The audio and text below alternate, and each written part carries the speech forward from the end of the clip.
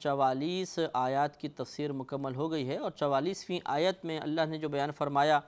کہ حبیب کریم صلی اللہ علیہ وسلم ہم نے آپ پر قرآن عظیم کو نازل کیا تاکہ آپ اس قرآن پاک سے لوگوں پر وہ چیز بیان کر دیں جو ان پر نازل کیے گئے یعنی احکامات،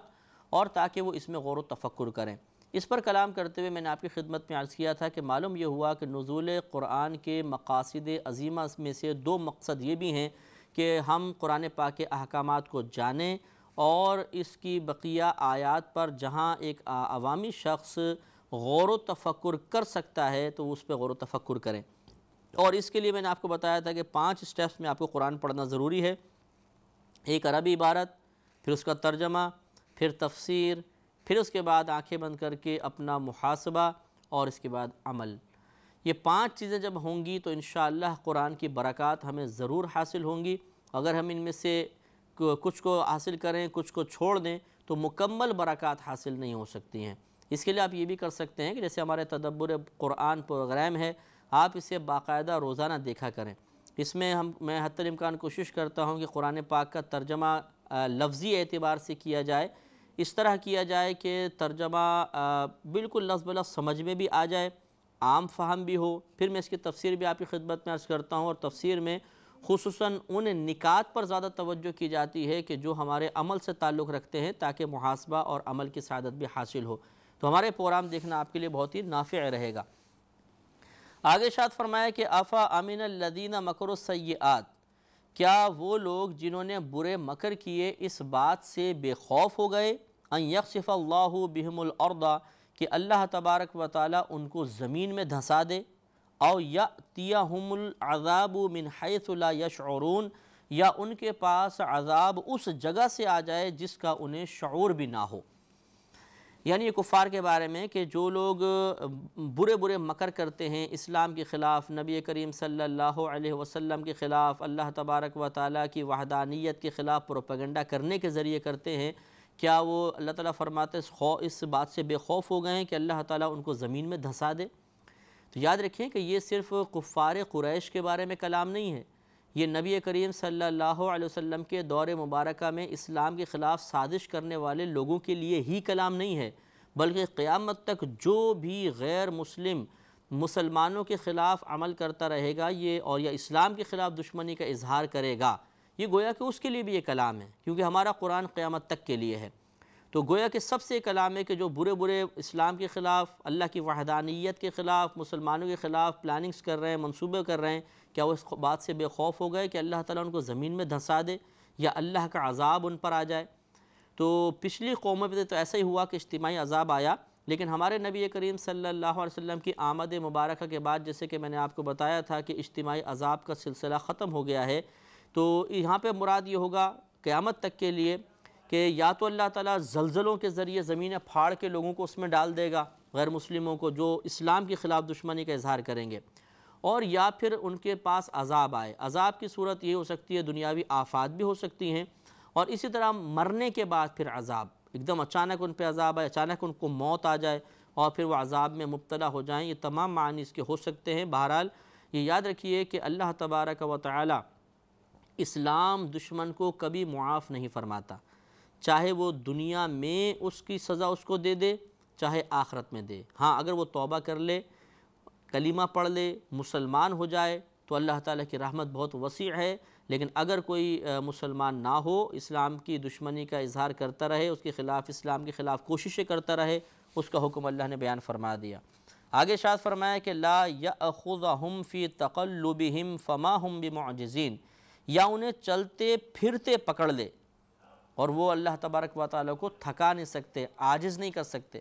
چلتے پھرتے پکڑ لے یعنی ان کو وہم و گمان بھی نہ ہو اور اچانک عذاب آ جائے۔ جیسے آج کل سائنسی ترقی کو دیکھ کر کوئی یہ سمجھے کہ شاید اتنی سائنسی ترقی ہمارے پاس ہو گئی ہے، اتنی جدید ٹیکنالوجی ہمارے پاس ہے کہ اب ہمیں شکست دینا، ہمیں زیر کرنا ممکن نہیں ہے، لیکن اللہ کے لیے کیا مشکل ہے؟ اللہ تبارک و تعالیٰ چاہے تو وہیں پر ہی سب کچھ انہی کے درمیان کچھ ایسا کر دے کہ وہم و گمان بھی نہ ہو اور سب کچھ ختم ہو جائے۔ تو اللہ تعالیٰ کو عاجز کرنا یہ ناممکن ہے۔ اگر کوئی دنیاوی ترقی کے ذریعے یہ سمجھتا ہے کہ اب ہم اللہ تعالیٰ کے ارادوں اور اس کے فیصلوں کے راہ میں رکاوٹ بن سکتے ہیں، وہ اگر کسی کو عزت دینا چاہے ہم اس کی عزت کو ذلت میں بدل سکتے ہیں، وہ کسی کو ذلیل کرنا چاہے تو اس کو باعزت کر سکتے ہیں، تو یہ غلط خیال ہے، اس خیال سے ہمیں توبہ کرنا لازم ہوگا۔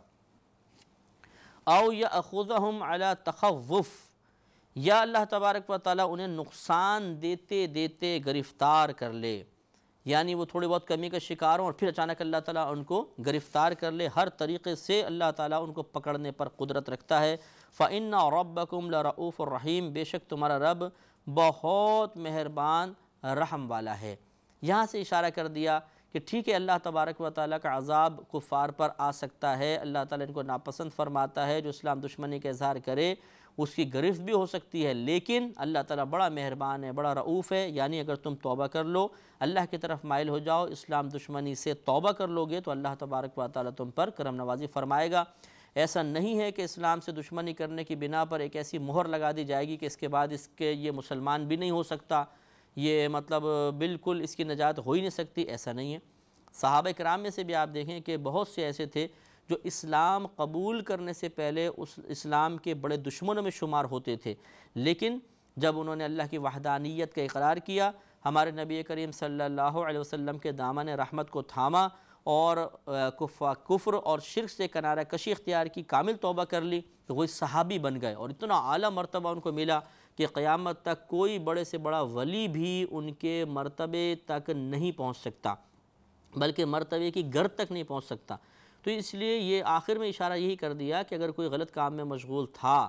خصوصاً اسلام دشمنی میں یا نبی کریم صلی اللہ علیہ وسلم کی دشمنی میں، تو اللہ تعالیٰ رؤوف ہے، مہربان ہے، اس کی بخشش کر دے گا۔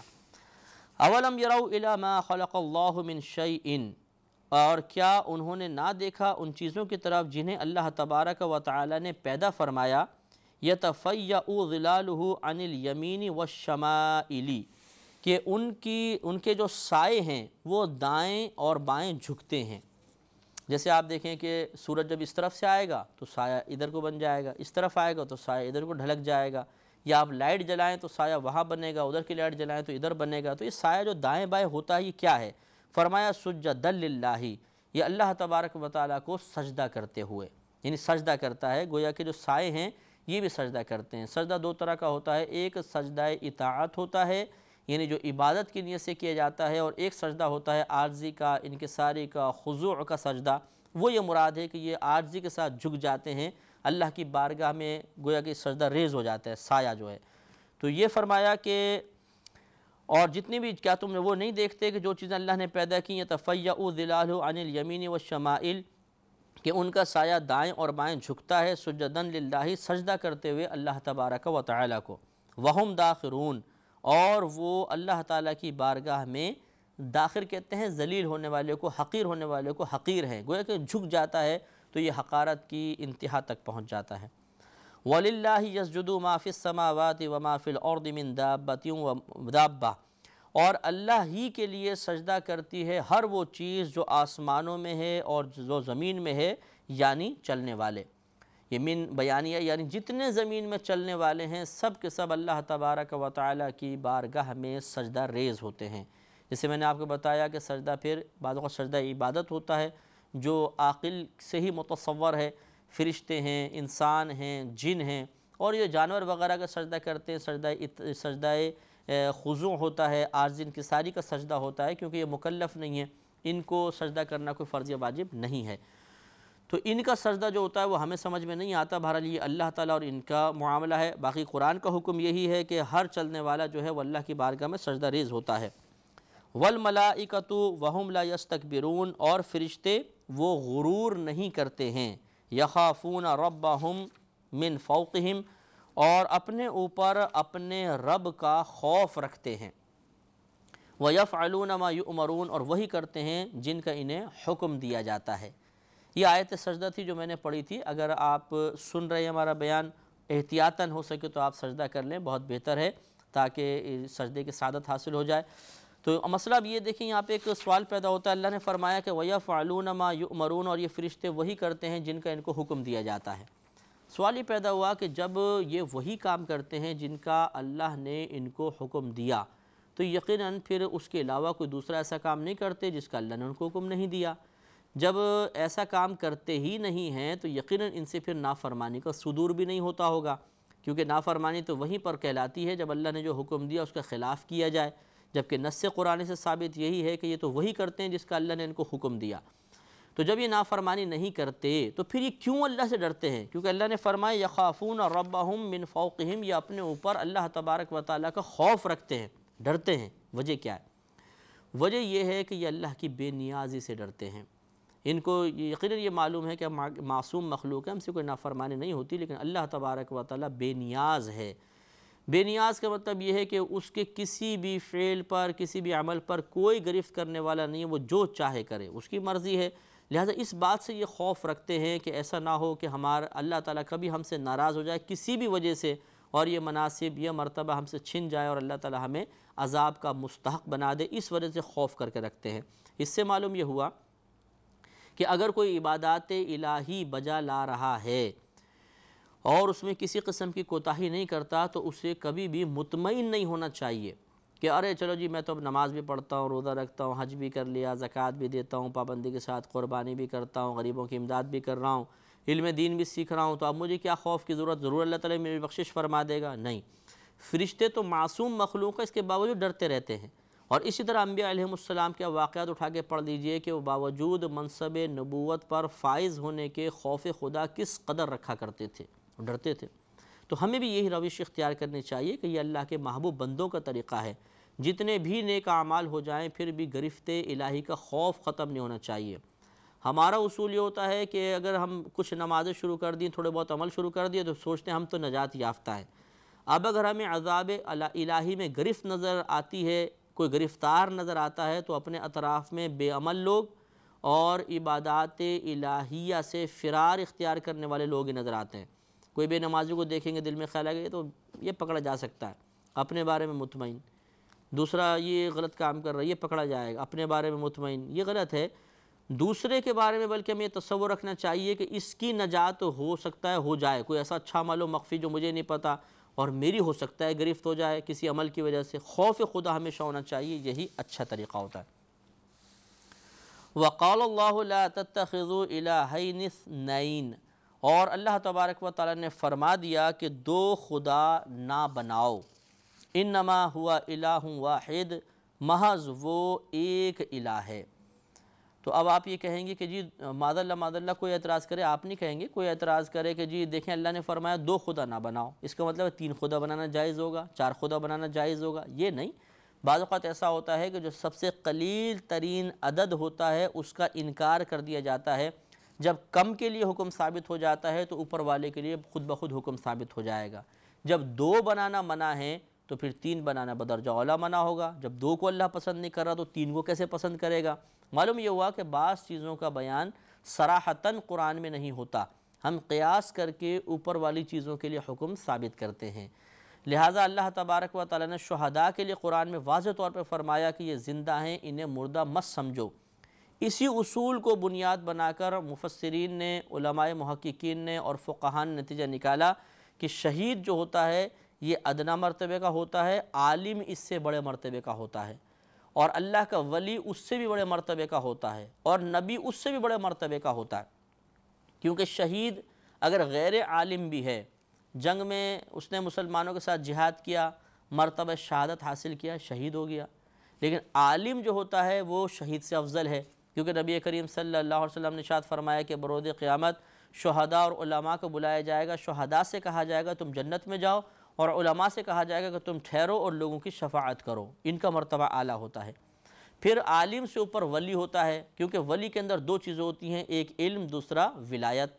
ہر عالم ولی نہیں ہوتا، لیکن ہر ولی کے لیے عالم ہونا ضروری ہے۔ تو چونکہ ولی میں 2 چیزیں جمع ہو جاتی ہیں، ولایت اور علمیت، لہذا یہ عام عالم سے اعلیٰ ہو گیا۔ اور پھر چونکہ انبیاء علیہ السلام ان سے افضل اور اعلیٰ ہوتے ہیں، کیونکہ ان میں 3 چیزیں ہوتی ہیں، ان میں علمیت بھی ہوتی ہے، ان میں ولایت بھی ہوتی ہے، اور پھر انہیں نبوت سے سرفراز کیا جاتا ہے، تو 3 چیز ہو گئیں، وہ ان سے بھی فوق ہوئے۔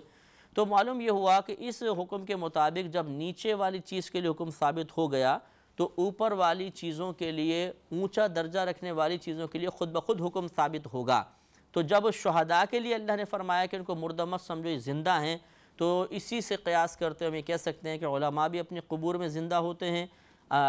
اولیاء کرام بھی زندہ ہوتے ہیں، انبیاء علیہم السلام بھی زندہ ہوتے ہیں، لیکن ان کی زندگیوں کا شعور ہمیں حاصل نہیں ہوتا۔ اسی میں بطور نظیر ایک اور آیت عرض کرتا ہوں، اللہ نے ارشاد فرمایا وَلَا تَقُلْ لَهُمَا اُف، ماں باپ کو اف مت کہو۔ اب کوئی شخص ایک ماں کے منہ پہ معاذ اللہ تھپڑ مارے اور کہے کہ اگر آپ اس کو منع کریں یہ کیا کر رہے ہو، تو وہ کہے کہ بتاؤ قرآن میں کہاں لکھا ہے کہ تھپڑ مارنا منع ہے؟ قرآن میں تو اللہ نے فرمایا کہ اف کہنا منع ہے، میں اف کوئی کہہ رہا ہوں، میں تو تھپڑ مار رہا ہوں۔ تو آپ یقینی سی بات ہے کہ اس کی حماقت پر افسوس کا اظہار کرتے ہوئے اس کو پیار و محبت سے سمجھانے کی کوشش کریں گے کہ جب اف کہنا منع ہے تو اف کے اوپر جو درجہ ہے، مثلا گالی دینا، مارنا، ڈانٹنا ڈپٹنا، وہ تو بدرجہ اولا منع ہوگا کہ نیچے والی چیز ثابت تو اوپر والی کے لیے بدرجہ اولا وہ حکم ثابت ہوگا۔ جب اف کہنا حرام تو اوپر والی چیزوں کے لیے حرام کا حکم بدرجہ اولا ثابت ہوگا۔ تو یہ اصول ذہن میں رکھیے گا، بہت ہی نافع رہے گا۔ لہذا اللہ نے فرمایا کہ دو الہ نہ بناؤ، جب دو کو منع کیا تو دو سے زیادہ کے لیے حکم خود بخود ثابت ہوگا کہ تین بھی مت بناؤ، چار بھی مت بناؤ۔ انما ہوا الہ واحد، محض وہ ایک الہ ہے، وَإِيَّايَ فَارْهَبُونَ، تو خاص مجھ ہی سے ڈرو۔ کہ جب وہ ایک الہ ہے تو پھر اور کسی سے ڈرنے کی ضرورت نہیں ہے کہ اگر ہم اس کی عبادت نہیں کریں گے تو شاید یہ عذاب نازل کر دے گا، ہم اس کی دلجوئی کے لیے کام نہیں کریں گے تو شاید یہ ہمیں عذاب میں مبتلا کر دے گا، یہ غلط ہے۔ فَإِيَّايَ فَارْهَبُونَ، تو تم خاص مجھ سے ڈرو۔ اور آگے ارشاد فرمایا وَلَهُ مَا فِي السَّمَاوَاتِ وَالْأَرْضِ، اور اسی کے لیے ہے جو آسمانوں میں ہے اور جو زمین میں ہے، وَلَهُ الدِّينُ وَاصِبًا، اور اسی کی فرما برداری لازم ہے، اللہ کی ہی فرما برداری لازم ہے، کسی اور کی نہیں۔ أَفَغَيْرَ اللَّهِ تَتَّقُونَ، تو کیا اللہ کے سوا کسی دوسرے سے ڈرو گے؟ تو گویا کہ دوسرے سے ڈرنے کی مخالفت فرمائی گئی، یعنی دوسرے سے ڈرنا اس پہلو سے ممنوع ہوگا کہ اسے بالکل خدا کی مثل سمجھا جائے کہ اگر میں اس کی رضا والے کام نہیں کروں گا، اس کی عبادت نہیں کروں گا، اس کی مطلب دلجوئی کے لیے کام نہیں کروں گا تو یہ میری آخرت کو برباد کر دے گا، میرے ایمان کو برباد کر دے گا، اور یہ ہو جائے گا وہ ہو جائے گا۔ یہ غلط طریقہ ہوتا ہے۔ اللہ تبارک و تعالیٰ سے حقیقتاً ڈرنا چاہیے۔ ہاں، ماں باپ کا ادب اور احترام،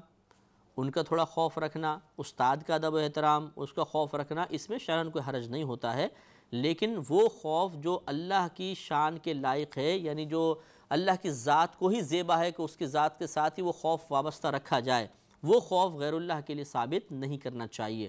جیسے کہ معبودان باطلہ سے تعلق رکھنے والے بعض اوقات کرتے ہیں کہ نہیں اگر ہم ان کے لیے بکرا ذبح نہیں کریں گے، بھینٹ نہیں چڑھائیں گے تو شاید ہمیں نقصان پہنچ جائے گا،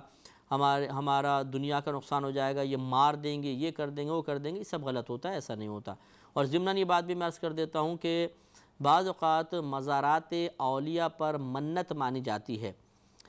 کہ جی اگر ہمارا یہ کام ہو گیا تو فلاں صاحب مزار کے جو فقراء ہوں گے ان کو کھانا کھلائیں گے۔ یہ منت شرعی نہیں ہوتی ہے، منت عرفی ہوتی ہے، یعنی ہمارے درمیان عرفاً رائج ہو گئی ہے۔ یہ اگر صحیح عقائد کے ساتھ، صحیح نظریات کے ساتھ ہو تو اس کی ممانعت بھی نہیں ہے، لیکن اس میں بعض اوقات یہ دیکھا ہے کہ اگر بالفرض کام ہو گیا اور کوئی شخص استطاعت نہیں رکھتا کھلانے پلانے کی تو خوف زدہ ہو جاتا ہے اور کہتا ہے کہ شاید اب یہ جو اللہ کے ولی ہیں یہ مجھے مار دیں گے، میرا ایمان سلب کر لیں گے، ان کی وجہ سے ہمیں نقصان ہوگا، یہ ناراض ہو جائیں گے۔ یہ بات ایسی نہیں ہوتی ہے، ان سے ڈرنے کی ضرورت نہیں ہے، وہ بہت مہربان شفیق ہوتے ہیں، اور یہ منت پوری کرنا آپ پہ فرضیہ واجب بھی نہیں تھا، مستحب تھا، لہذا اس قسم کے خوفوں سے ہمیں نجات حاصل کر کے رکھنی چاہیے۔ بہرحال یہ ضمناً ذکر آ گیا تو میں نے عرض کر دیا وما بکم من نعمت،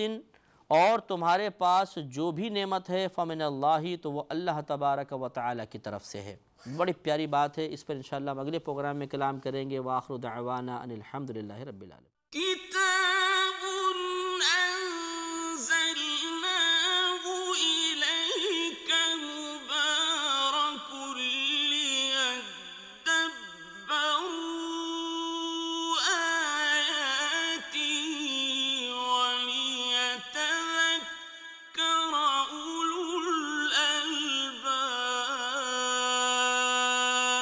الحمد للہ رب العالمین والصلاة والسلام علی سید الانبیاء والمرسلین، اما بعد فاعوذ باللہ من الشیطان الرجیم، بسم اللہ الرحمن الرحیم۔ سورہ نحل کی تقریباً 52 آیات کی تفسیر ہو گئی تھی۔ 53ویں آیت ہماری شروع ہوئی تھی، اس میں اللہ نے ارشاد فرمایا کہ وما بکم من نعمت فمن اللہ، اور جو بھی نعمت تمہارے پاس ہے وہ اللہ کی ہی طرف سے ہے، وہ اللہ کی طرف سے ہے۔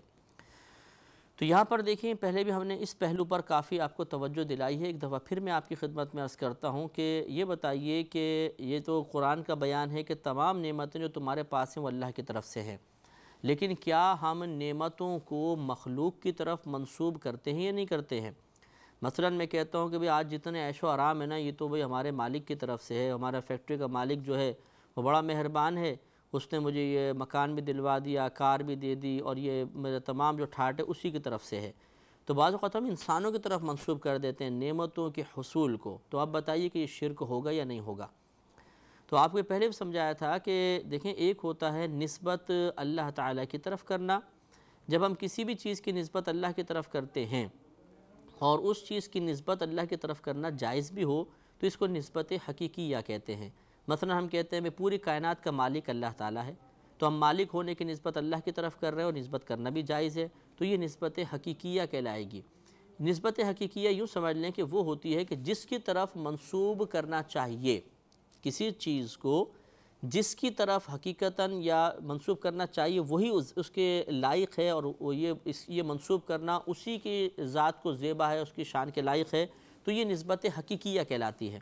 جیسے مالک ہونا، اللہ تعالیٰ پوری کائنات کا مالک ہے، اور کون مالک ہو سکتا ہے؟ تو یہ اللہ کی شان کے لائق ہے، یہ وصف ملک کو اللہ کی طرف منسوب کرنا، لہٰذا یہ نسبت حقیقیہ کہلائے گی۔ اور بعض اوقات ایسا ہوتا ہے کہ ہم کسی کو یہ دیکھتے ہیں کہ وہ اللہ تبارک، مالک تو اللہ تعالیٰ ہے، لیکن اللہ تبارک و تعالیٰ نے اسے کچھ اسباب وغیرہ عطا فرمائے جن کی بنا پر وہ دنیا میں کسی چیز کا مالک ہو گیا،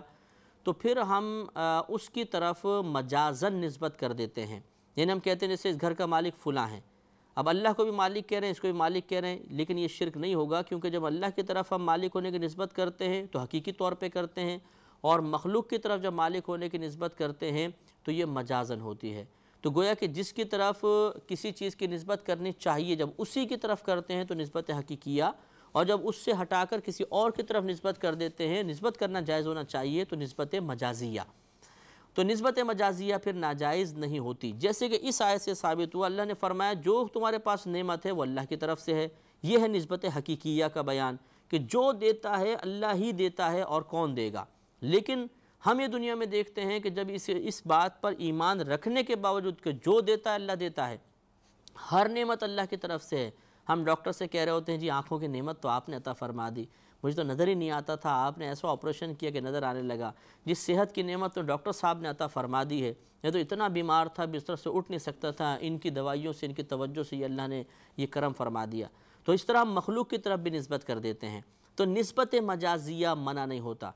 اللہ تبارک و تعالیٰ کی طرف جس چیز کو منسوب کرنا چاہیے اسے اللہ کے بجائے مخلوق کی طرف اگر منسوب کریں، اور نیت یہ ہو کہ یہ مخلوق حقیقتاً اس کی فاعل حقیقی نہیں ہے، مؤثر حقیقی نہیں ہے، اصل میں دینے والی یہ نہیں ہے، دینے والی ذات تو اللہ کی ہے، یہ فقط ایک وسیلہ اور ذریعہ ہیں، تو وسیلہ اور ذریعے کی طرف بھی نسبت کر سکتے ہیں، اور نسبت مجازیہ کہلاتی ہے۔ لہٰذا جو ہمارے مسلمانوں کے اندر بعض اوقات اس طرح کے جملے رائج ہوتے ہیں کہ جی اللہ تبارک و تعالی اور اس کے رسول نے عطا فرما دیا، تو بعض اوقات یہ ایک وہم پیدا ہو سکتا ہے کہ عطا فرمانے والا تو اللہ ہے، اب ہم نے عطا فرمانے والے وصف میں رسول کو بھی شریک کر دیا تو کہیں شرکت تو نہیں ہے؟ نہیں، اس لیے کہ اللہ تعالی حقیقتاً عطا فرمانے والا ہے، عطا فرمانے کی نسبت اسی کی شان کے لائق ہے، تو یہ نسبت اللہ کی طرف نسبت حقیقیہ ہوئی۔ اور نبی کریم صلی اللہ علیہ وسلم کی طرف اگر ہم عطا فرمانے کی نسبت کر رہے ہیں تو مجازن ہے۔ مجازن کا مطلب کہ دینے والا اللہ تعالیٰ ہے، لیکن اس نے اپنے نبی کے وسیلے سے قوم کو، مثلا لوگوں کو اپنی معرفت عطا فرمائی، علوم دینیہ عطا فرمائے، ایمان کی دولت عطا فرمائی، قرآن عظیم عطا فرمایا، تو ہمارے نبی چونکہ وسیلہ بن گئے تو بعض اوقات چیز کو اصل کے بجائے وسیلے کی طرف منسوب کر دیا جاتا ہے، ذریعے کی طرف منسوب کر دیا جاتا ہے، اور اس کو نسبت مجازیہ کہتے ہیں۔ نسبت مجازیہ ہمارے درمیان رائج ہے، قرآن سے اس کا ثبوت موجود ہے، لہذا پھر یہ کفر و شرک کی طرف نہیں جائے گا، اور اس قسم کے جملے کہنا بالکل جائز ہوتا ہے۔ چنانچہ آگے ارشاد فرمایا وما بکم من نعمت فمن اللہ، اور جو نعمت تمہارے پاس ہے وہ اللہ کی طرف سے ہے، ثم پھر اذا جب مسکم الضر، جب تمہیں کوئی تکلیف پہنچتی ہے، فَإِلَيْهِ تَجْأَرُونَ تو تم اسی کی طرف پناہ لینے کے لیے بڑھتے ہو، اللہ کی طرف۔ ثُمَّ إِذَا كَشَفَ الضُّرَّ اور پھر جب وہ اس تنگی کو کھول دیتا ہے عنکم تم سے، اِذَا فَرِيقٌ مِّنْكُمْ بِرَبِّهِمْ يُشْرِكُونَ تو اس وقت ایک فریق تم میں سے اپنے رب سے شریک ٹھہرانے لگتا ہے، وہ شریک ٹھہرانے لگ جاتے ہیں، ایک گروہ جو ہے اللہ تعالیٰ کے شریک۔ یہ کفار کا معاملہ تھا کہ کفار، جیسے ہم نے بارہا آپ کو بتایا اور آگے آیات بھی اس پر دال ہیں، کہ اللہ نے فرمایا ان کفار سے پوچھو کہ تمہیں پیدا کس نے کیا ہے، تمہارا رازق کون ہے، تو یہ کہیں گے اللہ۔ تو یہ تسلیم کرتے تھے کہ اللہ تبارک و تعالی ہمارا رازق و مالک ہے، اور جب یہ کسی بہت سخت مشکل میں پھنس جاتے تھے تو بتوں کو بھول کر پھر براہ راست اللہ کو پکارتے تھے۔ تو یہ اللہ نے بیان فرمایا کہ جب ان پہ سخت مشکل پہنچتی ہے اور ہر طرف سے مایوس ہو جاتے ہیں تو اللہ کو پکارتے ہیں، اور جب اللہ تعالیٰ ان کی مشکل کو دور کر دیتا ہے تو پھر اس کے ساتھ شرک شروع کر دیتے ہیں۔ تو لہٰذا ہمیں بھی یہ اس اصول سمجھ میں آیا کہ اللہ تبارک و تعالیٰ کی طرف نسبت، یعنی ہماری توجہ اور ہماری دعاؤں کا مرجع حقیقتاً اللہ تعالیٰ ہے۔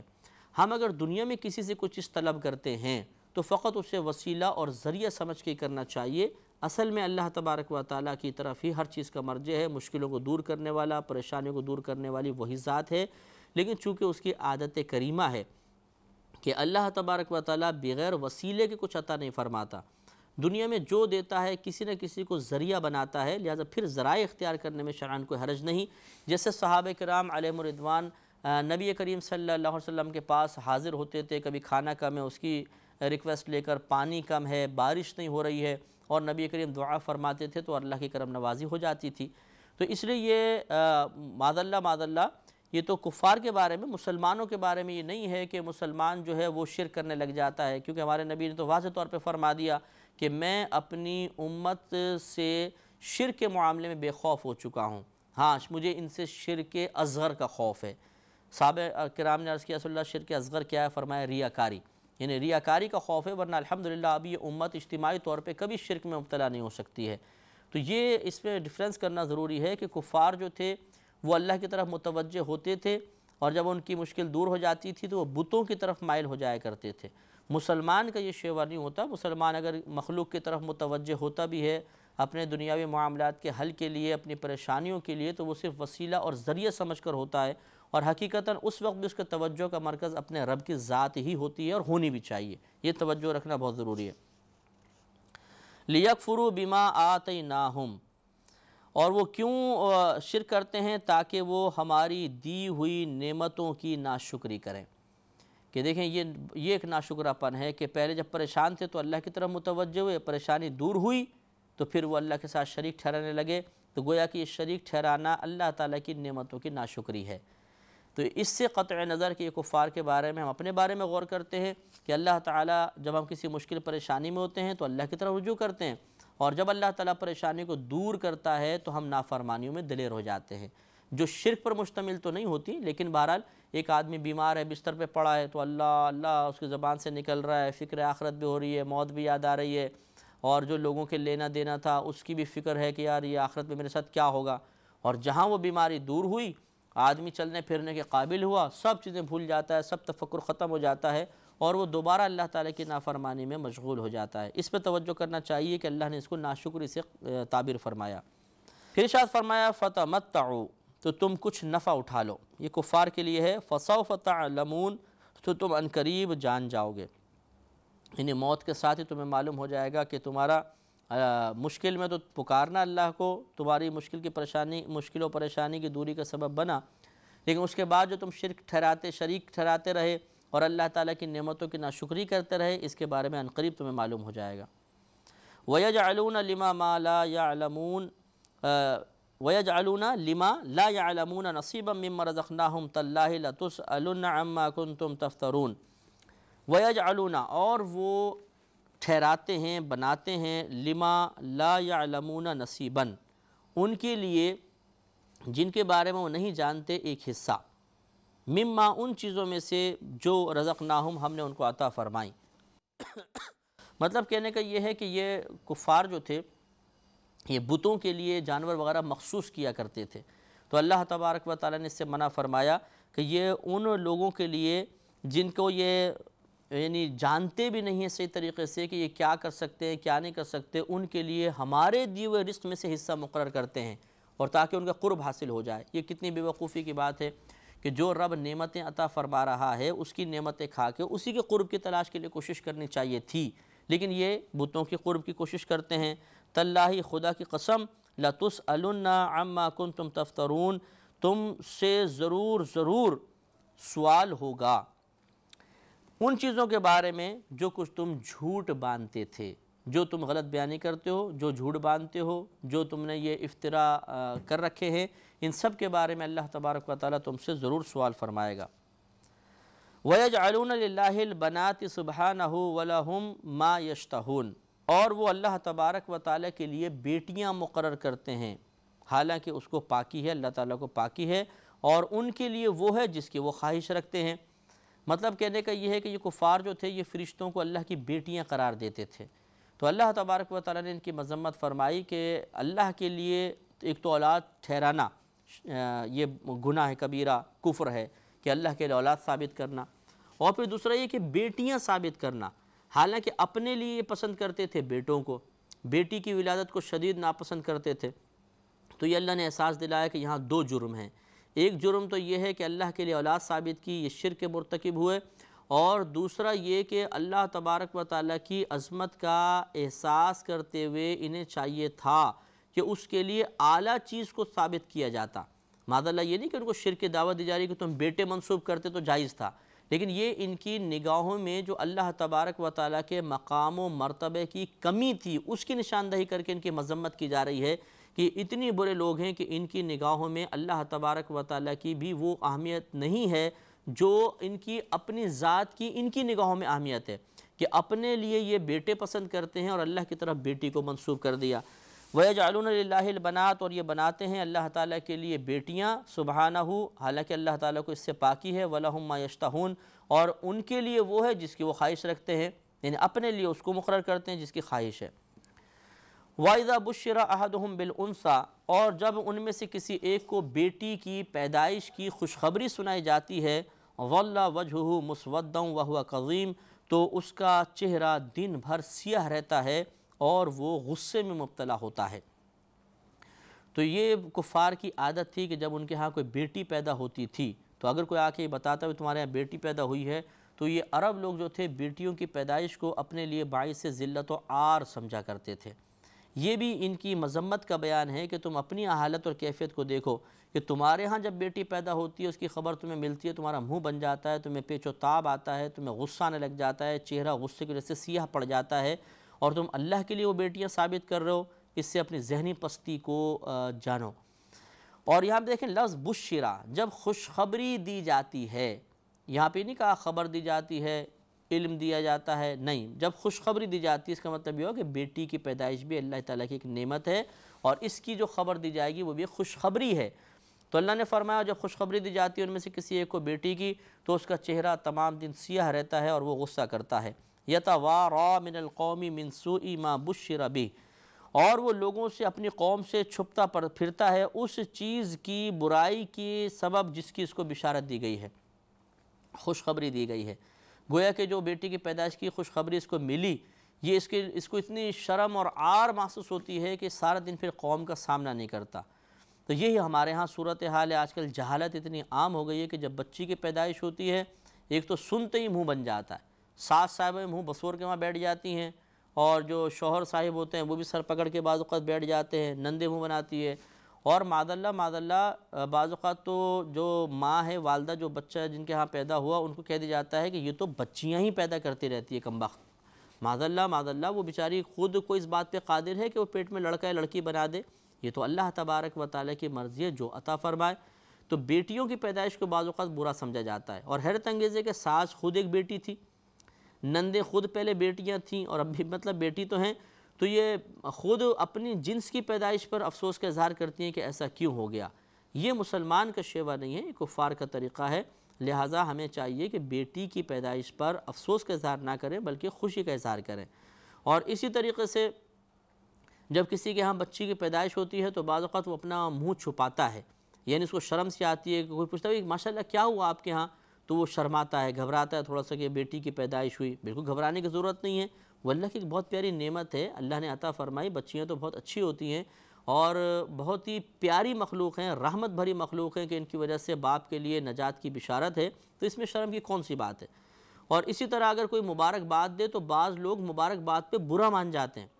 مثلا جی مبارک کو آپ کے یہاں بیٹی ہوئی ہے تو برا مانتے جی ہمیں بیٹی کی مبارکباد دی۔ ارے بھائی کیا جاہلانہ روش ہے، کوئی بیٹی معاذ اللہ کوئی ناپاک چیز ہے، کوئی بری چیز ہے؟ نہیں، یہ تو بہت پیاری چیز ہے، تو اس کی خوشخبری نہیں دی جائے گی، مبارکباد نہیں دی جائے گی تو اور کیا ہوگا؟ اس میں نے جیسے آپ کو عرض کیا کہ کردار جو یہ اس طرح کا رجحان بنتا ہے ان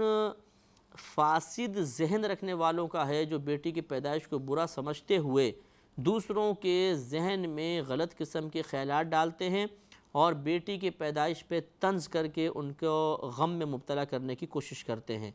ارے تمہاری بیٹی ہو گئی، بیٹا ہو جاتا تو بہت اچھا تھا، ارے بیٹی ہو گئی تمہاری، کتنی 6 بیٹیاں ہیں، بیٹا کوئی بھی نہیں ہے۔ تو اس طرح احساس دلاتے ہیں باقاعدہ، اور پھر آدمی جو ہے پریشان ہو جاتا ہے اور بعض اوقات شکوہ شکایت میں مبتلا ہو جاتا ہے۔ لہٰذا یاد رکھیے کہ بچیاں بہت پیاری ہوتی ہیں، ان سے بالکل نفرت نہیں کرنی چاہیے، ان کی پیدائش باعث رحمت ہے، باعث زحمت نہیں، بلکہ نبی کریم صلی اللہ علیہ وسلم نے ارشاد فرمایا جس کی 3 بیٹیاں ہوں وہ ان کی پرورش کر کے ان کو عاقل بالغ جوان کر دے اور تو وہ میرے ساتھ جنت میں بالکل اس طرح ہوگا جیسے یہ 2 انگلیاں۔ کسی نے سوال کیا یا رسول اللہ صلی اللہ علیہ وسلم اگر کسی کی 2 بیٹیاں ہوں تو فرمایا اس کے لیے بھی یہ انعام ہے۔ کسی نے کہا کسی کی 1 بیٹی ہو تو فرمایا اس کے لیے بھی یہ انعام ہے۔ تو گویا کہ 1 بیٹی جس کی ہوئی وہ اس کی تربیت کرے، اس کو اچھے انداز سے رکھے اور پھر اس کو عاقل بالغ ہونے تک اس کے اچھے انداز سے تربیت کر لے، تو نبی کریم نے بشارت عطا فرمائی کہ وہ میرے ساتھ جنت میں بالکل اس طرح ہوگا جیسے یہ 2 انگلیاں۔ بیٹے کی پیدائش پہ نہیں فرمایا، بیٹی کی پیدائش پر۔ اور نبی کریم نے فرمایا کہ جب تم کوئی تحفہ لے کر جاؤ تو گھر میں اس تحفے کے دینے میں بچیوں سے ابتدا کرو۔ یہ دیکھیں کتنی پیاری بات ہے کہ لڑکا اور لڑکی اگر گھر میں ہیں، بچہ بچی ہے، بیٹا بیٹی ہیں، تو آپ تحفہ دیں پہلے بیٹی کو پھر بیٹے کو، تاکہ اس کو احساس کمتری نہ ہو، کہیں وہ یہ نہ سمجھے کہ شاید لڑکی ہونے کی وجہ سے میں حقیر مخلوق ہوں۔ تو اتنی پیاری ہمارے مذہب اسلام کی تعلیمات ہے، لیکن ہمارا رویہ وہی ہے جس کی تصویر کشی اللہ تعالیٰ قرآن عظیم میں کر رہا ہے، اور ان لوگوں کی یہ تصویر کشی ہے جو زمانے جاہلیت میں جاہل کافر تھے، وہ ہمارے اندر بھی یہ چیزیں سرایت کر گئی ہیں۔ تو وَإِذَا بُشِّرَ أَحَدُهُمْ بِالْأُنثىٰ، اور جب تم ان میں سے کسی ایک کو خوشخبری دی جاتی ہے لڑکی کی، ظَلَّ وَجْهُهُ مُسْوَدًّا، تو اس کا چہرہ تمام دن سیاہ رہتا ہے، وَهُوَ كَظِيمٌ، اور وہ غصہ اس کو آتا رہتا ہے، يَتَوَارَى مِنَ الْقَوْمِ مِنْ سُوءِ مَا بُشِّرَ بِهِ، اور وہ قوم سے اپنا منہ چھپاتا ہے اس چیز کی برائی کی وجہ سے جس کی اس کو بشارت دی گئی۔ أَيُمْسِكُهُ عَلَى هُونٍ، تو کیا اسے ذلت کے ساتھ رکھے گا، أَمْ يَدُسُّهُ فِي التُّرَابِ، یا اسے مٹی میں دبا دے گا۔ یہ ویسے تو سوالیہ ہے، لیکن یہ گویا کہ خبر ہے کہ پھر یا تو یہ اس کو ذلت کے ساتھ رکھتے ہیں اور یا اسے مٹی میں دبا دیتے ہیں۔ اس کی وضاحت انشاءاللہ ہم اگلے پروگرام میں مزید کریں گے۔ وآخر دعوانا ان الحمدللہ۔ كتاب أنزلناه إليك مبارك ليدبروا آياته وليتذكر أولو الألباب۔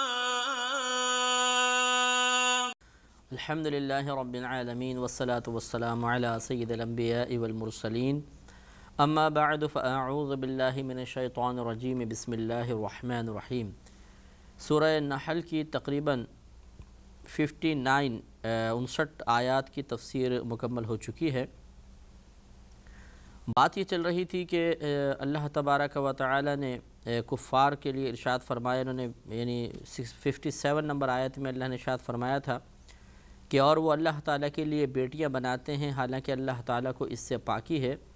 اور اپنے لیے وہ چیز پسند کرتے ہیں کہ جس کی یہ خواہش رکھتے ہیں۔ یعنی پہلا تو اس میں قصور اللہ نے ان کے بیان فرمائے تھے۔ ایک قصور تو یہ تھا کہ اللہ تبارک و تعالیٰ کے لیے اولاد ثابت کرنا، حالانکہ اللہ تعالیٰ وحدہ ہے، لا شریک ہے، اس کے ساتھ کوئی کسی بھی لحاظ سے شریک نہیں، لہٰذا یہ ایک جرم۔ پھر دوسری بات یہ کہ اگر یہ اس طرح انہوں نے کیا بھی تھا تو پھر اللہ تبارک و تعالیٰ کے لیے اعلیٰ کو چھوڑ کر ادنیٰ کو اختیار کرنا، یہ قابل گرفت بات کہ اپنے لیے بیٹوں کو پسند کرتے تھے اور اللہ کے لیے انہوں نے بیٹیوں کو ثابت کرنے کی کوشش کی، یعنی یہ کہا کرتے تھے کہ فرشتے اللہ کی بیٹیاں ہیں، جیسے کہ ہم نے تفصیل سے اس کو ذکر کیا۔ اور بہنیں اگر سن رہی ہوں تو اس کو برا محسوس نہ کریں کہ ہم نے کہا کہ مرد اعلیٰ ہوتے ہیں، عورت ادنا ہے۔ یہ تقسیم دراصل اللہ تبارک و تعالیٰ کی جانب سے ہے کہ اللہ نے مرد کو بہت سے امور میں اولویت عطا فرمائی ہے، افضلیت عطا فرمائی ہے، عورتوں کو ادنا رکھا ہے، لیکن یہ بعض امور کے اعتبار سے ہے، ایسا نہیں کہ کلی طور پہ ہر عورت ادنا ہے۔ جیسے سیدہ عائشہ صدیقہ رضی اللہ تعالی عنہا ہیں کہ وہ کروڑوں اربوں کھربوں مردوں سے افضل اور اعلیٰ ہیں۔ یہ مجموعی اعتبار سے ہے کہ مجموعی اعتبار سے مرد کو عورت پر فوقیت حاصل ہے۔ تو یہ ان کا دوسرا قابل گرفت جرم تھا کہ انہوں نے اللہ کی طرف ایک ادنا چیز کو منسوب کیا، جبکہ اپنے لیے اعلیٰ کی تمنا رکھتے تھے، تو گویا کہ انہوں نے اپنے آپ کو اللہ تعالیٰ سے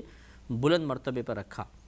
اور پھر آگے اللہ نے 58 نمبر آیت میں ان کی اس حالت کا بیان فرمایا کہ یہ اللہ کے لیے جس چیز کو پسند کرتے ہیں، یعنی بیٹیاں،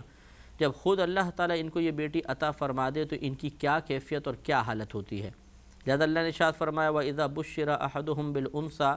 اور جب ان میں سے کسی ایک کو لڑکی کی خوشخبری دی جاتی ہے ظَلَّ وَجْهُهُ مُسْوَدًّا وَهُوَ كَظِيمٌ، تو دن بھر اس کا منہ کالا سیاہ رہتا ہے اور وہ پیچ و تاب کھاتے رہتا ہے، غصے میں مبتلا رہتا ہے،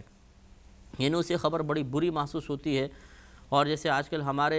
جاہل بعض لوگ ہوتے ہیں کہ اگر عورت کے ہاں بچی پیدا ہو گئی تو وہ اس کو قصوروار ٹھہرا کر اس پہ غصہ اتارنے کی کوشش کرتے ہیں، یہ ایک جہالت کی بات ہے۔ تو یہ اللہ نے کفار کے بارے میں ارشاد فرمایا کہ جب ان کے ہاں بیٹی پیدا ہوتی ہے، کوئی خوشخبری دیتا ہے تو چہرہ سارا دن سیاہ رہتا ہے اور وہ غصے میں مبتلا رہتا ہے۔ گویا کہ جس چیز کو اپنے لیے شدید ناپسند کر رہا ہے اسے اللہ کے لیے ثابت کرنا کس طرح یہ مروتاً بھی مناسب ہو سکتا ہے، اس پہ غور کرنا چاہیے۔ پھر آگے ارشاد فرمایا، یہ جو پچھلی آیت تھی کہ یتوارا من القوم من سوء ما بشر بہ، اور وہ لوگوں سے چھپتا پھرتا ہے، اپنی قوم سے چھپتا پھرتا ہے اس چیز کی برائی کی وجہ سے جس کی اسے بشارت دی گئی ہے، خوشخبری سنائی گئی ہے۔ یعنی معاذ اللہ بچی کو حقیر اور کمتر سمجھ کر وہ اس کی پیدائش کو اپنے لیے ایسی عار محسوس کرتا ہے، اس سے ایسی شرم محسوس کرتا ہے کہ قوم سے منہ چھپاتا پھرتا ہے کہ میں سامنا کیسے کروں گا۔ یہی کیفیات آج کل ہمارے معاشرے میں بھی ہوتی ہیں، بعض جگہ، ہر جگہ ایسا نہیں ہوتا، بعض لوگ بچیوں کی پیدائش پہ بہت خوشی کا اظہار کرتے ہیں، مٹھائیاں وغیرہ بھی تقسیم کی جاتی ہیں، مبارکباد قبول کرتے ہیں، اور ان کے جذبات اور کیفیات بالکل تبدیل نہیں ہوتے۔ جبکہ بعض مطلب جو تھوڑا سا نیچے تھوڑا سا جن کا ذہن ہوتا ہے، کمزور ذہن رکھتے ہیں، کمزور باطن ہوتا ہے، جہالت کا غلبہ ہوتا ہے، اور اطراف میں بھی کچھ جاہل قسم کے لوگ ہوتے ہیں جو لڑکی کی یا لڑکے کی پیدائش کو عزت و ذلت کا معیار بناتے ہیں۔ تو ایسے لوگ جو ہوتے ہیں پھر وہ بیٹی کی پیدائش پر اسی قسم کا مظاہرہ کرتے ہیں کہ وہ افسوس کا اظہار کرنا اور مطلب برا بھلا کہنا، عورت کو ٹوکنا، اس کو برا کہنا کہ تم بچیاں پیدا کرتی رہتی ہو، اس طریقے سے اس کو ٹینشن میں مبتلا کرنا۔ وہ 9 مہینے تک اس نے بچے کی اذیت کو برداشت کیا، پھر پیدائش میں جو اس کو تکالیف ہوئی وہ تمام کو نظر انداز کر کے پھر اس کے بعد اس کو یہ تحفے دینا کہ تم نے بچی پیدا کر دی، تو معاذ اللہ وہ اس کے اپنے قدرت و اختیار میں تو نہیں تھا۔ یہ اصل میں اس عورت پر اعتراض نہیں بلکہ براہ راست نہیں تو مطلب ایک واسطے سے، عورت کے واسطے سے اللہ پر اعتراض ہے کہ اللہ نے بیٹی کیوں دے دی، اور اللہ تبارک و تعالیٰ کے افعال و اعمال پر اعتراض کرنا بہت زیادہ قابل گرفت ہوتا ہے۔ اور پھر ان جاہلوں کا یہ ایک طریقہ جو تھا وہ اللہ نے بیان فرمایا ایمسکہ علی ہون ام یدسہ فی التراب، کیا اسے ذلت کے ساتھ رکھے گا یا اسے مٹی میں دبا دے گا۔ یہ اکثر یتیم بچیوں کے ساتھ یہ اس طرح کرتے تھے کہ انہیں انتہائی ذلت کے ساتھ رکھتے تھے، بات بات میں تانے دیے جاتے تھے، انتہائی حقارت والا سلوک کیا جاتا تھا، جبکہ لڑکے کے ساتھ اچھا سلوک کرتے تھے، اور یا پھر انہیں مٹی میں دفنا دیا کرتے تھے۔ تو یہ صرف یتیموں کے ساتھ ہی نہیں، بعض اوقات اپنی بیٹیوں کو بھی یہ کفار جو تھے جہالت کی وجہ سے دفنا دیا کرتے تھے، عار محسوس کرتے تھے، یہ اس چیز میں شرم محسوس کرتے تھے کہ ہماری بیٹی کسی اور کے گھر میں جائے، کوئی اس کا شوہر بنے، اور اس چیز کو بھی شدید ناپسند کرتے تھے۔ اور یہی آج کل بعض صورتحال بعض مقامات پر ہے کہ اب تو الحمدللہ بہت اصلاح ہو گئی ہے، ورنہ بعض جگہ ایسا ہوتا رہا ہے کہ بچیوں کی شادی نہیں کرتے تھے کیونکہ کسی کو داماد بنانا اپنے لیے باعث ذلت و عار محسوس کیا جاتا تھا۔ لہٰذا ایک تو اس وجہ سے کہ ذلت ہے، دوسرا دولت کے لالچ میں کہ اگر بیٹی کو ہم بھیجیں گے تو جہیز بھی دینا پڑے گا اور بہت ساری دولت نکل جائے گی، وہ بچیوں کو ساری زندگی کنوارا رکھتے تھے۔ اور ابھی بھی بعض جگہ ایسا گاؤں وغیرہ میں ہوتا ہے کہ بچیوں کو کنوارا رکھتے ہیں، اور ہمارے اندرون سندھ میں بعض اوقات بچیوں کی شادی قرآن سے کروا دی جاتی ہے کہ اب تم بس قرآن کے ساتھ تمہاری شادی ہو گئی ہے، اس کی ویسے شادی نہیں کرواتے، اور اس طرح انتہائی ظلم کے مرتکب ہوتے ہیں۔ اللہ نے آگے ارشاد فرمایا کہ الا ساء ما یحکمون، خبردار یہ کیا ہی برا حکم لگاتے ہیں، یعنی کیا ہی برا یہ فیصلہ کرتے ہیں کہ بچیوں کو زندہ دفن کر دینا اور ان کے ساتھ برا نازیبہ سلوک کرنا، یہ انتہائی برا ہے۔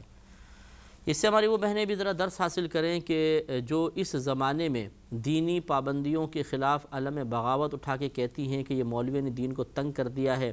اور یہ دین میں تو بہت ہی زیادہ پابندیاں ہیں اور آزادی ملنی چاہیے، وہ ذرا ان حالات کے اوپر غور کریں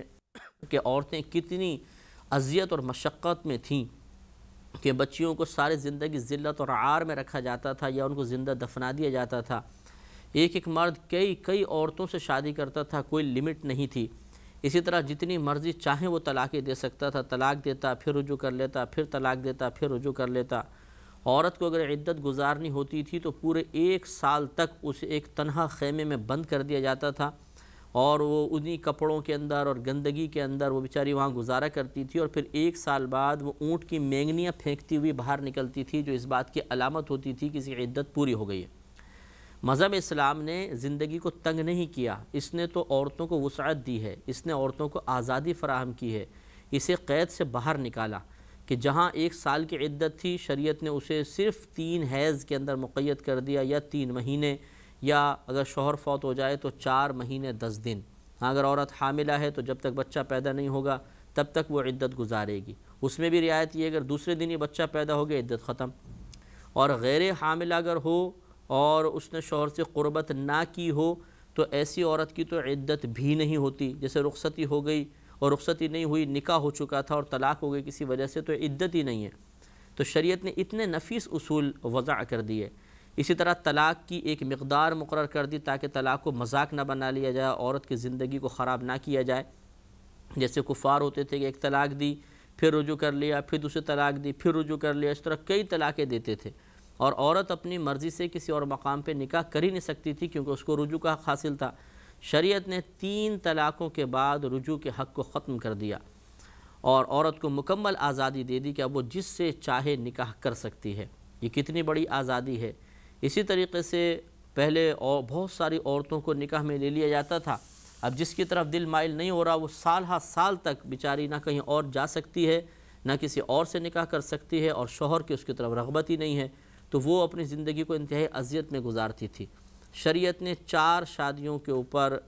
کے بعد گویا کہ بین لگا دیا کہ 4 شادیوں سے زیادہ نہیں کر سکتے، اور اس میں بھی یہ کنڈیشن ایک رکھ دی کہ اگر عدل و انصاف کر سکتے ہو تو 4، اگر عدل و انصاف نہیں کر سکتے تو صرف ایک ہی عورت سے پھر تمہیں نکاح کرنا ہوگا، اس کو سنبھالو، اس کے حقوق پورے کرو۔ نبی کریم صلی اللہ علیہ وسلم نے ارشاد فرمایا کہ اگر کسی کی 1 سے زیادہ بیویاں ہوں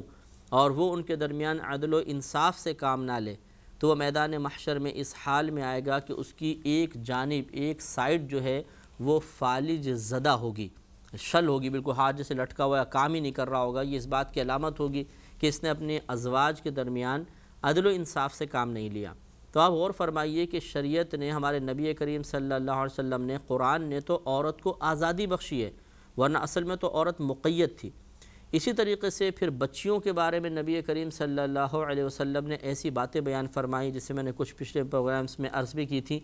کہ ان باتوں کی وجہ سے یا ان روایات یا ان فضائل کی وجہ سے صحابہ کرام کی رغبت جو ہے بچیوں کی طرف زیادہ ہوئی، اور صحابہ کرام بچیوں کے ساتھ اچھا سلوک کرنے لگے، یا جو دیگر لوگ تھے اسلام میں داخل ہوتے گئے اور بچیوں کے ساتھ بہت اچھا سلوک کرتے تھے، اور ان کی قدر و قیمت بڑھا دی گئی۔ مثال کے طور پہ نبی کریم صلی اللہ علیہ وسلم نے فرمایا جس نے 3 بچیوں کی کفالت کی، انہیں پال پوس کے جوان کیا، بالغ کیا، اس کے بعد ان کا نکاح کر دیا، تو وہ اور میں جنت میں اس طرح ہوں گے کسی صحابی نے پوچھا رسول اللہ اگر کسی کی 2 بچیاں ہوں تو فرمایا اس کے لیے بھی انعام ہے. کسی نے پوچھا اگر 1 بچی ہو فرمایا اس کے لیے بھی انعام ہے. تو اتنی کرم نوازی تاکہ بچیوں کے ساتھ اچھا سلوک کیا جائے، اچھی تربیت کی جائے، ان کو حقیر نہ سمجھا جائے. اسی طرح نبی کریم صلی اللہ علیہ وسلم کا یہ فرمان کہ جب تم تحفہ دو، گھر میں تحفہ دو تو بچیوں سے ابتدا کرو. یعنی لڑکا لڑکی ہیں تو بچیوں سے ابتدا کرو. کتنی پیاری بات ہے، کتنی نفیس بات ہے، تاکہ بچیوں کا دل نہ ٹوٹ جائے. چھوٹا دل ہوتا ہے، نرم دل ہوتا ہے، حساس زیادہ ہوتی ہیں، زیادہ باتیں محسوس کر لیتی ہیں. تو پہلے اپنی بچی کو دو پھر لڑکے کو دو، تاکہ بچی کو کسی طریقے سے احساس کمتری نہ ہو کہ میں ایک لڑکی ہوں اس وجہ سے مجھے تحفہ بعد میں دیا گیا. اور ایک روایت میں نے یہ بھی پڑھی تھی کہ نبی کریم صلی اللہ علیہ وسلم نے ارشاد فرمایا کہ بچیوں کو لڑکوں سے 2 گنا دو، یعنی ڈبل تحفہ دو، تاکہ اس کو احساس ہو کہ میرا لڑکی ہونا کوئی باعث عار نہیں ہے، عیب نہیں ہے، بلکہ یہ ایک قابل فخر چیز ہے، یہ قابل رشک چیز ہے، یہ ایک مطلب نعمت ہے اللہ تعالیٰ کی بہت بڑی جو اللہ نے عطا فرمائی ہے، معمولی چیز نہیں ہے. اور پھر نبی کریم صلی اللہ علیہ وسلم کے اگر آپ حیات طیبہ کا مطالعہ فرمائیں، تاریخ اٹھا کے پڑھیے اور دیکھیے کہ نبی کریم صلی اللہ علیہ وسلم کا عمل کیا تھا. لہذا جب بی بی فاطمہ رضی اللہ تعالی عنہا نبی کریم صلی اللہ علیہ وسلم کی خدمت اقدس میں ملاقات کی غرض سے حاضر ہوتی تو آپ ان کی تعظیم کے لیے کھڑے ہو جاتے تھے، ان کی پیشانی پہ بوسہ دیتے، پھر اپنی چادر مبارکہ بچھا کے اس پر ان کو تعظیم کے ساتھ بٹھایا کرتے تھے. تو خود نبی کریم صلی اللہ علیہ وسلم نے اپنی صاحبزادی کی تعظیم کر کے، ان کو عزت دے کر، ان کا احترام کر کے قیامت تک آنے والے لوگوں پر یہ بات منکشف کر دی کہ بچی قابل حقارت چیز نہیں ہے، وہ حقیر نہیں ہے، معمولی نہیں ہے، کمتر نہیں ہے، وہ بہت باعظمت ہے. اس کی تعظیم کرنی چاہیے، اس کا احترام کرنا چاہیے، اور کوئی بھی ایسا کام نہیں کرنا چاہیے جس سے اس کے دل کو تکلیف و رنج پہنچے. تو اب خود بہنوں کو غور کرنا چاہیے کہ مذہب اسلام نے آپ کو عزت دی ہے یا ذلت میں مبتلا کیا ہے. مذہب اسلام آپ کو بند کر کے رکھنا چاہتا ہے یا آپ کو شرعی حدود، قیودات، حیا اور شرم کی حدوں کا لحاظ کرتے ہوئے آزادی دینا چاہتا ہے. اگر آپ تھوڑا سا غور کریں گی تو یہ سب باتیں آسانی سے آپ کی سمجھ میں آ سکتی ہیں. اب ہوتا یہ ہے کہ قرآن و حدیث کے خلاف یا اللہ اور اس کے رسول کریم صلی اللہ علیہ وسلم کے خلاف براہ راست بولنا تو قابل گرفت ہو سکتا ہے. کوئی کہے گا بھئی تمہیں شرم نہیں آتی، اللہ اور رسول کے خلاف بول رہا ہوں، تو پھر وہ اپنا جو زاویہ نظر ہے یا جو مرکز تنقید ہے وہ 15ویں صدی کے داڑھی والوں کو بنا لیتے ہیں. جی مولویوں نے دین تنگ کر رکھا ہے، تو اصل میں اب اللہ اور رسول کو تو برا کہہ نہیں سکتے، تو پھر چلو جی مولوی کو ٹارگٹ بنا لو، دیندار لوگوں کو بنا لیجئے، اسکالرز کو بنا لیں، مفتیان کرام کو بنا لیں کہ انہوں نے دین تنگ کر رکھا ہے. تو اگر قرآن اور حدیث کوئی شخص بیان کرے اور آپ کا وہ جو قرآن و حدیث میں بیان کردہ مضمون ہے وہ آپ کی مرضی کے موافق نہ ہو، تو اس میں بیان کرنے والے کا کیا قصور ہے بتائیے؟ قصور تو اس کا بھی نہیں ہے کہ جس نے قرآن کو نازل کیا، جو نبی ہمارے قرآن لے کر آئے معاذ اللہ، ان کا بھی قصور نہیں ہے. قصور ہمارے عقل، ہماری فہم کا، ہماری سمجھ کا ہے. لیکن بہرحال اپنے آپ کو مطلب معصومانہ انداز سے تنقید سے بھی بچاتے ہیں، اور پھر وہ مولوی حضرات کے اوپر تنقید کر کے اپنے دل کا غبار بھی ٹھنڈا کر لیا جاتا ہے. یہ غلط طریقہ ہے، ایسا ہرگز نہیں کرنا چاہیے. اگر آپ کسی پر مثلا زبان اعتراض دراز کر بھی رہے ہیں تو یاد رکھیے کہ یہ براہ راست نہیں، تو تھوڑا سا گھوم کر جاتا اعتراض وہیں پر ہے. اللہ تعالیٰ اس کے رسول کریم صلی اللہ علیہ وسلم کے احکامات پر ہی اعتراض ہوتا ہے، اسی کو ہم ناپسند کر رہے ہیں، اس پر ناپسندیدگی کا اظہار کر رہے ہیں، اور یہ انتہائی قابل گرفت بات ہے، اس سے توجہ کرنی چاہیے. تو اب دیکھیں یہ بات سمجھ لیں کہ اگر کوئی شخص آپ کو دین کی بات بتا رہا ہے اور آپ کو وہ بات ناگوار گزر رہی ہے، تو اس پر غصہ اتارنے کے بجائے، اسے برا بھلا کہنے کے بجائے تھوڑی دیر کے لیے آنکھیں بند کر کے غور کریں کہ اصل میں بات ہے کس کی. کیا اس کی اپنی بات ہے یا یہ کسی کے پیغام کو پہنچا رہا ہے؟ اگر کسی کے پیغام کو پہنچا رہا ہے تو پھر اس کا کوئی قصور نہیں، اس کو برا بھلا کہنے کا کیا فائدہ؟ بالکل یوں سمجھ لیں کہ ایک ڈاکیا آپ کے پاس ایک خط لے کر آئے اور اس میں آپ کے لیے گالیاں لکھی ہوئی ہوں خدا نخواستہ، تو بتائیے کہ آپ ڈاکیے کو مارنا شروع کر دیں گے؟ نہیں. کیا آپ اسے برا بھلا کہیں گے کہ ایسا خط کیوں لے کر آئے؟ نہیں، بلکہ آپ اسے رخصت کر دیں گے. ہاں، جس نے خط لکھا ہے اس پر آپ غم و غصے کا اظہار کریں گے. تو معلوم یہ ہوا کہ جو پیغام پہنچانے والا ہے اس کا کیا قصور ہے، وہ تو آپ تک پیغام پہنچا رہا ہے. ہاں اگر کوئی اپنے پاس سے بیجا کوئی اعداد بڑھائے جو شریعت نے قید نہیں لگائی، جو کنڈیشنز نہیں رکھی، وہ اپنی طرف سے لگانے کی کوشش کرے تو اس میں پھر غور و تفکر کی گنجائش ہو سکتی ہے کہ کیا یہ اس کو